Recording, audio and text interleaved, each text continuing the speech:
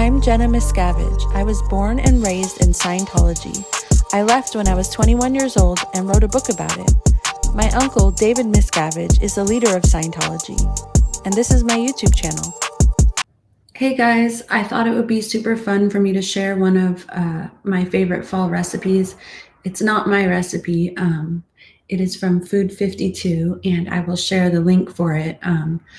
But it's super yummy and delicious and healthy, and it's very fall, and I've been having it for lunches, and I just think that celebrating the seasons is a beautiful opportunity to celebrate life. When I was growing up in Scientology, we didn't really celebrate any seasons because we worked and were in like school kind of or Scientology studies all throughout the year. There was no summer. So there was never any summer vacation. And so the seasons weren't really defined. And I know that that might sound like something that's unimportant, but the reality is that we all have only so many years on this earth. And the fact that we're here at all is a miracle. And so actually celebrating the seasons of those years is a big deal. And I believe that it is part of making your life as special as it can be, especially if you've spent half of your life in a cult or an abusive environment or had a difficult childhood. Making recipes and celebrating the seasons is something that I do to take control of the life that I have and make the life that I want. And so that's why it's really important to me. And that's sort of what I think that it has to do with my channel. Okay. So the first step is that I have to set the oven to 425.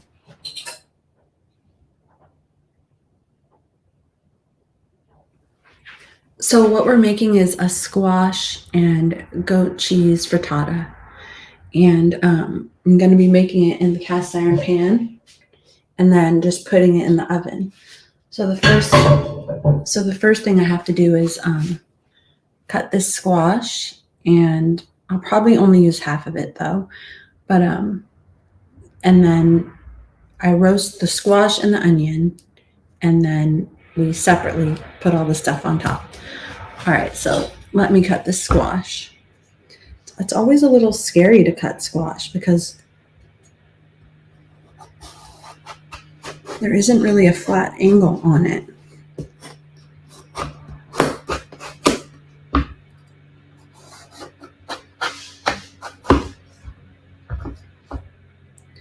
That was a lot easier than I thought it would be. All right, so I'm just going to scoop out the insides. When I cook, I like to have like a little sort of trash can here so that there isn't a bunch of dirty stuff piling up on the cutting board, because that gives me OCD and stresses me out. Okay, so clean out all of the seeds.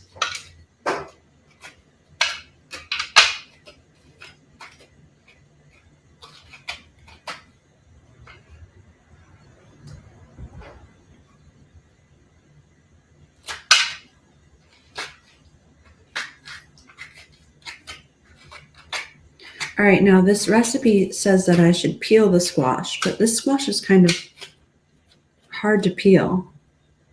And normally I would roast the squash and then the skin comes off easily. But because the way this recipe goes is that we sort of roast the squash and the onion in the pan, and then we leave it there. So it's kind of, and then we pour the egg in, and so it's kind of hard to take it out and then take off the skin. So I really should take off the skin now. And so it says that this should be sliced into 1/4-inch slices. So I think I'm just going to actually slice it where the ridges are. Or actually between each ridge. And that will be about 1/4-inch. I don't know if you can see. Because the ridges are what make it impossible to peel it. So I'm going to do it this way.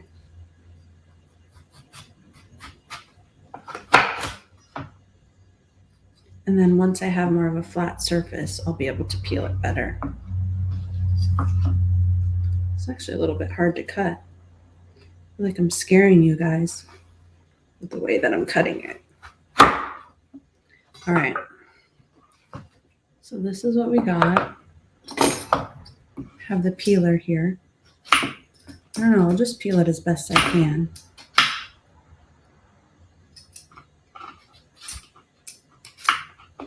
I think once I'm done peeling, I'm going to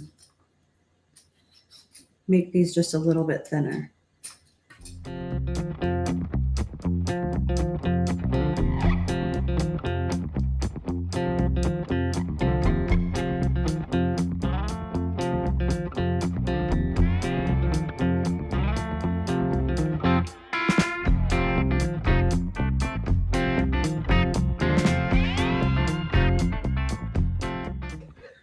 All right, here is the squash. I'm actually going to cut some of these a bit smaller because I've made this recipe before, and I would prefer that the squash was in like little bite-sized pieces, and I will also do that for the onion. That's just my personal preference.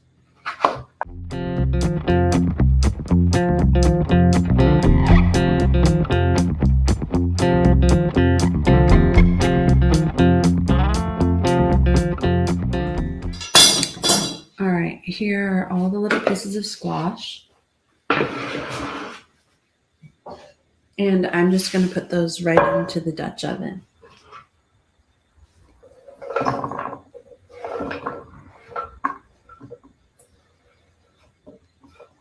And now I'm going to attempt to cut this onion, and I'm going to try to use all of the tools that people taught me so that it doesn't destroy my eyes. So I'm going to cut it over here with the stove on, and I'm going to put a wet paper towel next to me, and let's see if I can get through this without crying.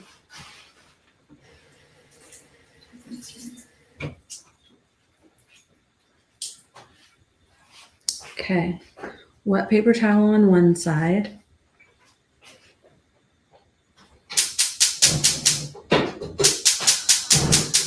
The stove on high right next to me. For good measure, I'm going to put the other stove on. All right, let's see what happens. So this is just a red onion.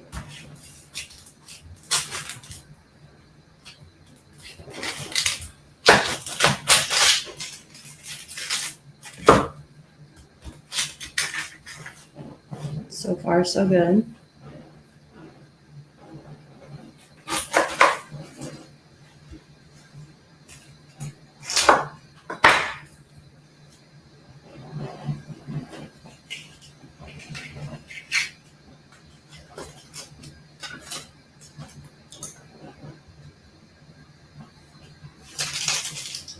Just peeling it.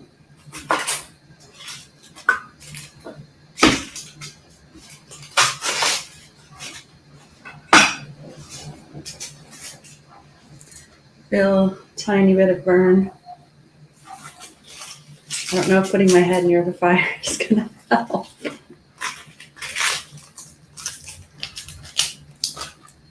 I feel the burn, but it's not at the dangerous level yet, so I think we're good. Okay, it says to cut the onion into wedges of 6, but I'm gonna cut it a little bit. I'm gonna cut it into 8s.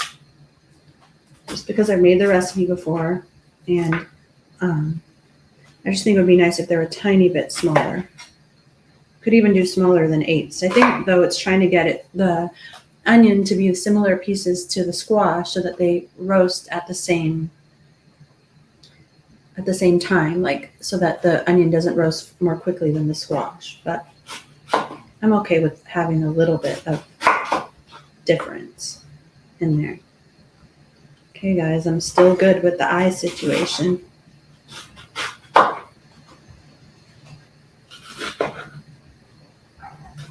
Not only am I good with the eye situation, but I feel nice and warm and cozy by the stove. All right, we did it. Here we go. Here's the onion. I'm just going to turn off the stoves before my house burns down. I'm going to put these in the pan as well. All right, let's see. Okay, good. So this is how it looks right now. So just drizzle it with olive oil.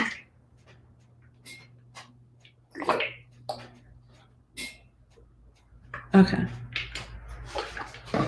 Let's mix it all up and then spread it in like a single, make sure everything has a little bit of olive oil on it. Then spread everything so that it's like a single layer in the pan, because this is how it's going to stay in the frittata, because we're just going to wind up pouring the egg mixture on top of this. So you kind of want to make sure there's a little bit of everything in every place. I mean, I guess we could mix it up a little bit after, but that's not part of the plan.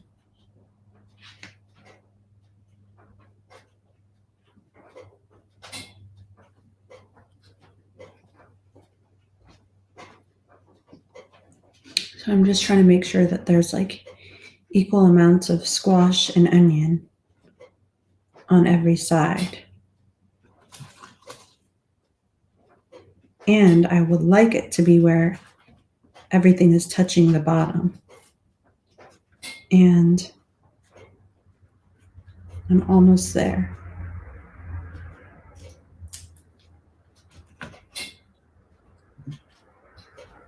Okay, here we go. Okay, so I'm going to sprinkle this with some salt and pepper.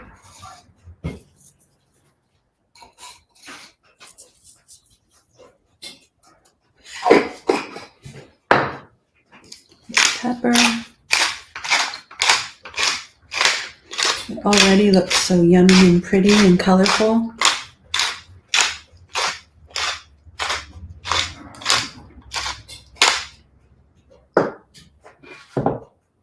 There we go.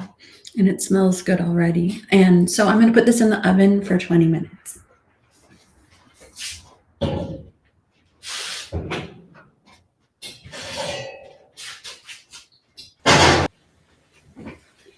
Okay, so while that is roasting, we're going to put together the egg mixture that goes on top of it.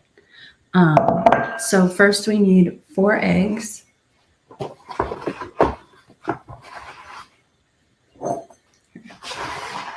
This is our bowl.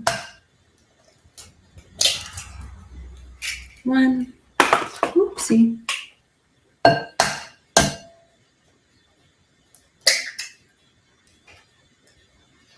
2.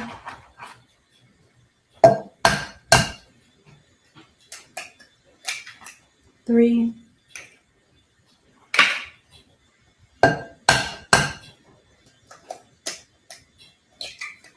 4.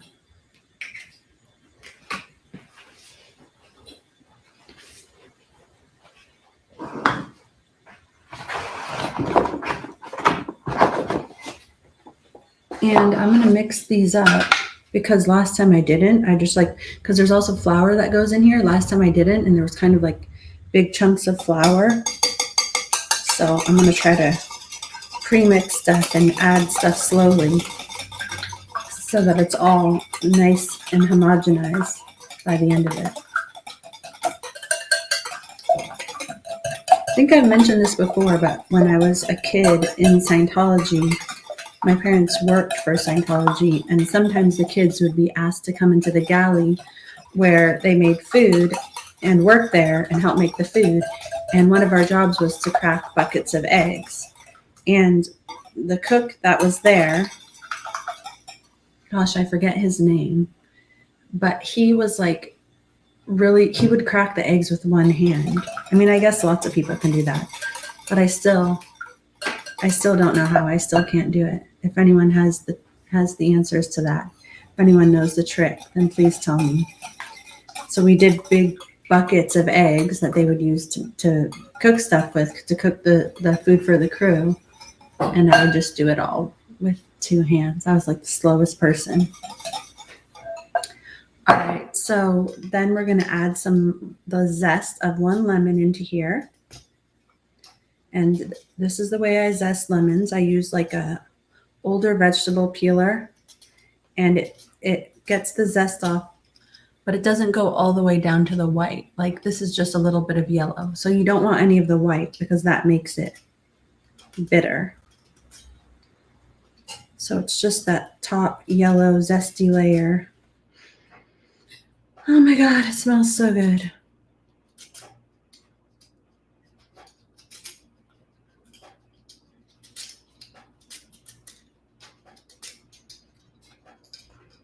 I have a lemon tree out back, but it like gives all its lemons at one time in the year, which is a little bit frustrating. I mean, nobody needs that many lemons at once.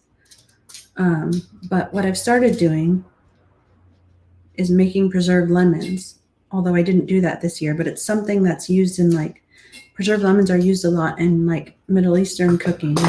And it's a savory way of using lemons that isn't just lemonade. And it's pretty interesting. Maybe I'll do a video on it, but it adds this like really like flavor that I can't even describe. It's like super salty, lemony, but also like a little bit funky. And I have this rotisserie or roasted chicken recipe that I use it with. Yeah, so I'll have to share that at some point. Okay, I'm just going to chop up, because this is what I have, so I'm just going to chop this up.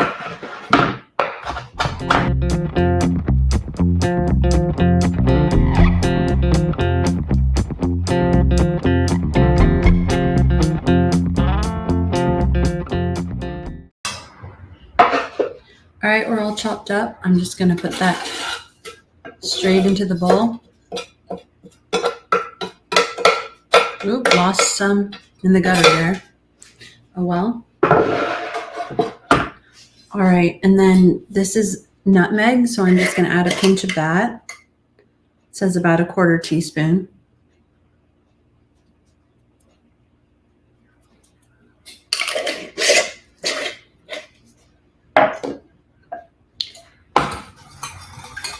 Mix that up, and then 5 tablespoons of flour. I'm just going to add this a little bit at a time and mix it in, just so it doesn't get all chunky.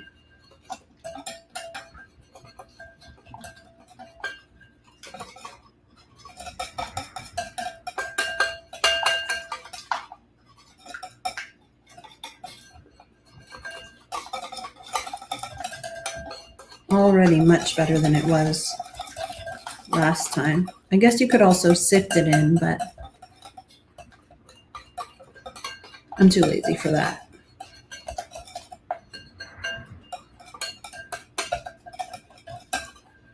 So right now I can smell the squash roasting and the onion and the nutmeg, and it already smells amazing.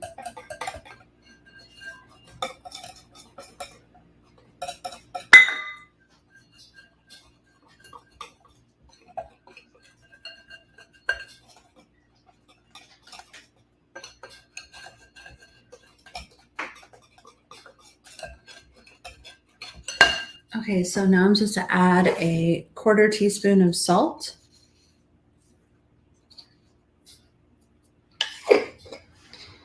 And a 1/4 teaspoon of pepper.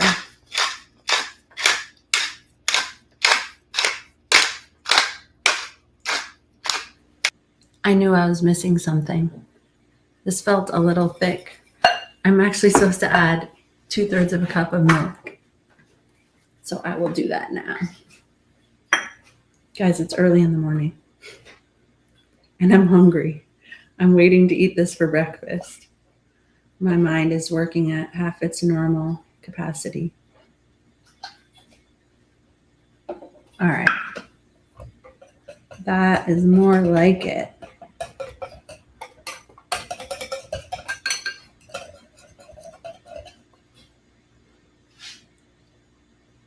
All right, there we go. So while we're waiting, I'm also gonna take some goat cheese and separate into chunks, because last time it took me a little bit longer than I wanted it to. And the idea is to kind of, once this comes out of the oven, to throw everything else in quickly and then put it in. So the goat cheese got very sticky on me last time, and it was hard to separate it into chunks. And so I want this to just be like bite-sized bits that I'm okay with getting a full mouthful of. And this is 4 ounces. I have a little bit more here of just plain goat cheese. And part of the issue with it is that it gets all stuck to your hands. So I have a plan for this, which is that I'm going to put olive oil on my hands and then try to make little separate bunches.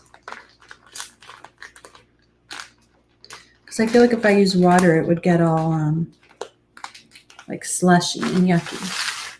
But if I use olive oil, we'll see. Okay.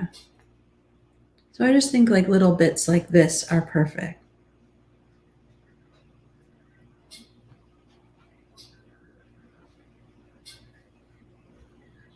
I mean, honestly, I probably should have just done this in real time when it comes out of the oven, because it seems to be going a lot more easily now than it did before. And this goat cheese has like a little bit of herbs in it. It doesn't call for that in the recipe, but just looked so yummy that I got it anyways. Okay. All right. So this is all in little chunks now. Just a little smaller. Oh my God, this is going to be so good. I'm so hungry. All right, I'll put this here. Okay, so while we're waiting, I'm also just going to cut off 2 tablespoons of butter and a few more little pieces, because these tablespoons of butter have to be thrown directly into the pan. And it's so that the egg mixture that we're put in there doesn't stick to the bottom. But also, I'm going to be adding some sage leaves, and each sage leaf has to have its own little blob of butter on top of it. So I'm going to pre-cut that just so that I can get everything back in the pan as quickly as possible. To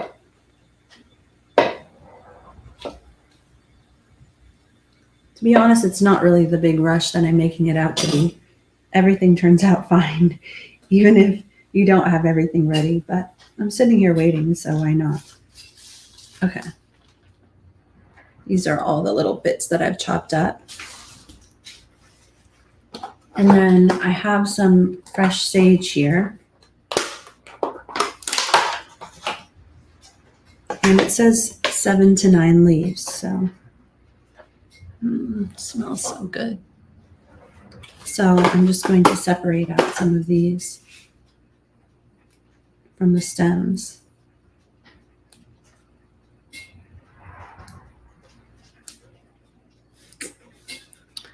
Okay, we are all set. I'm going to put these racks here so I can put the cast iron pan directly onto it. And then we will pour everything in. Here we go.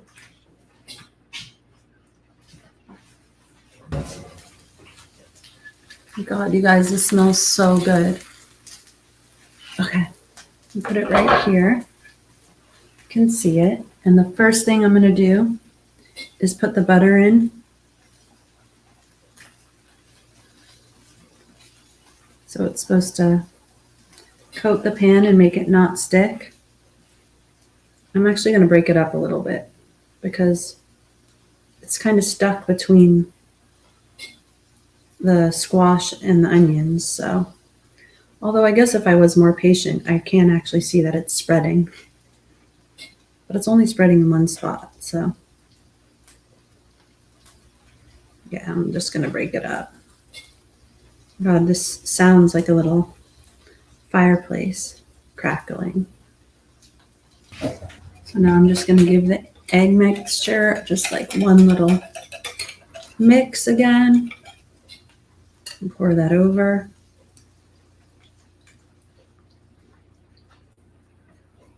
That looks really pretty. And then to add in this goat cheese.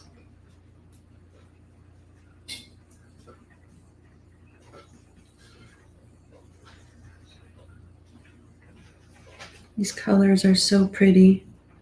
I can't wait to eat this.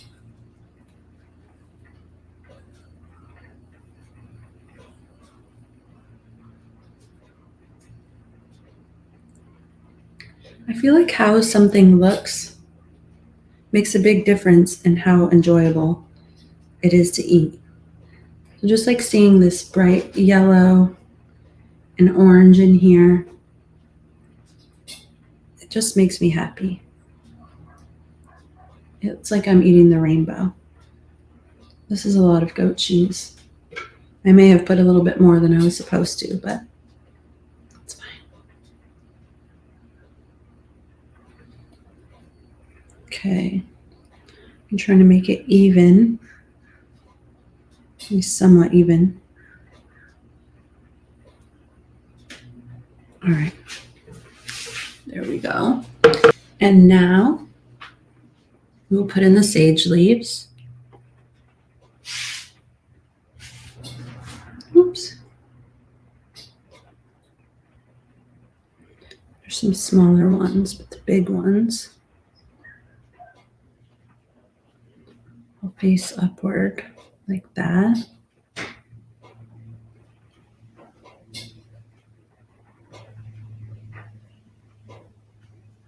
Okay. And I'll put a little cube of butter on each sage leaf. Whoops, I kind of missed that one.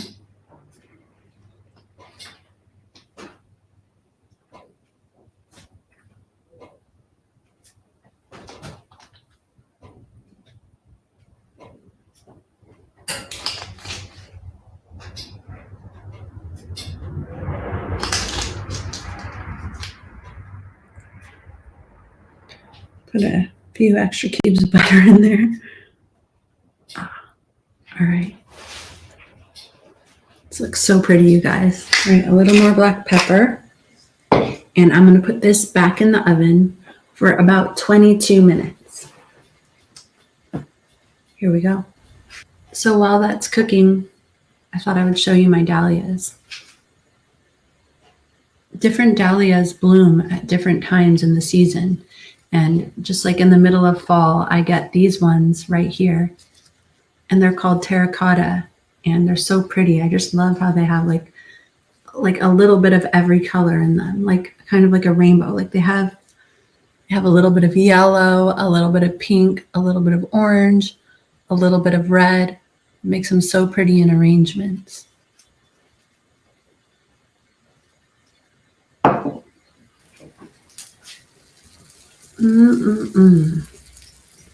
Smells so good. You can see all the little bits of sage and onion and squash and butter. What's actually really nice about the sage is that once this cools off a little bit, the sage gets like crispy, like almost like little sage chips, and it's delicious. So I'm gonna let this sit for about 15 minutes just to cool off a little bit, and then we will eat it.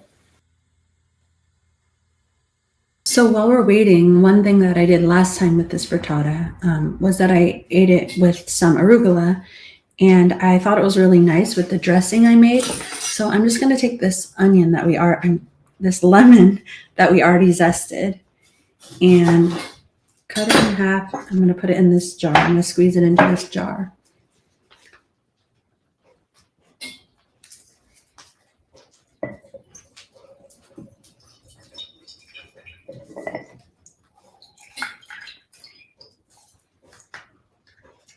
It sounds like I'm sitting next to a fire.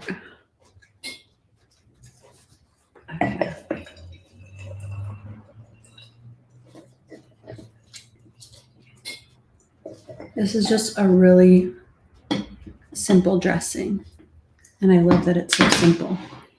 Oops, I got a seed in there. Okay. So I'm going to put about like 1.5 times the olive oil as I have lemon in there.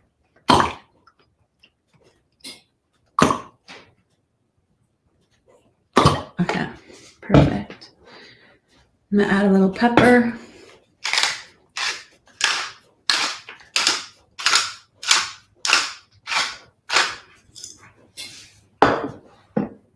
And a little bit of salt.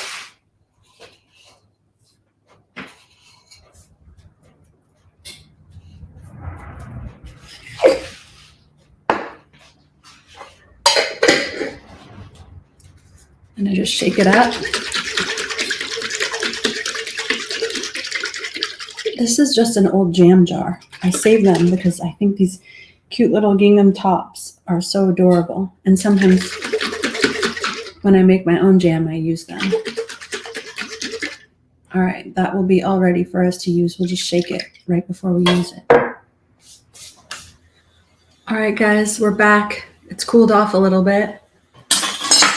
Let me show it to you one more time before I chop it up. So it's like come away from the edges a little bit. So I'm hoping it doesn't totally stick to the pan, but I'm expecting it to stick to the pan anyways. All right.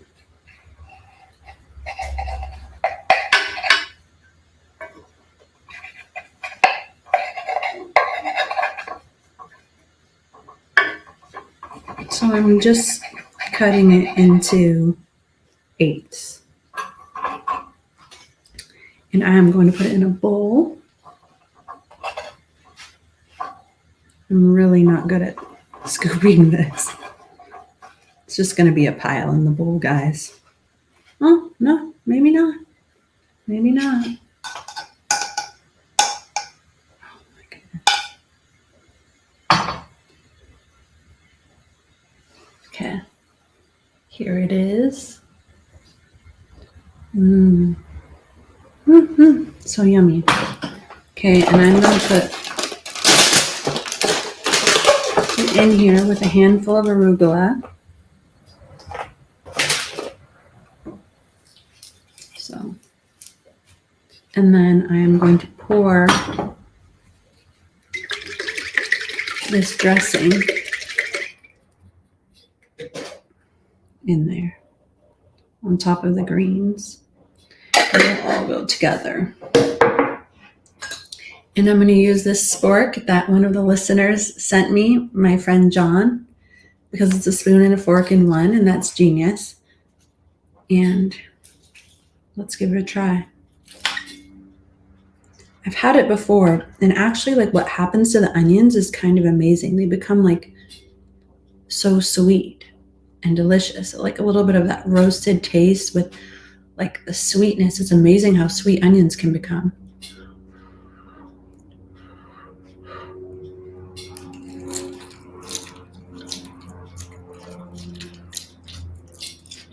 Delicious.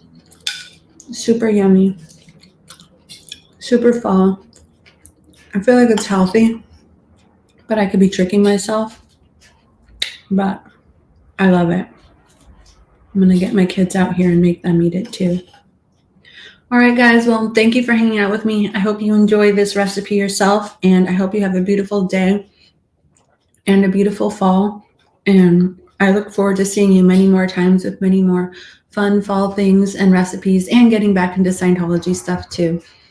I like to keep my content a mix of it. But don't forget to check out Sins of Scientology on YouTube. And if you haven't already read my book, you can find it on Amazon, and it's called Beyond Belief, My Secret Life Inside Scientology and My Harrowing Escape. All right, thank you guys. Bye.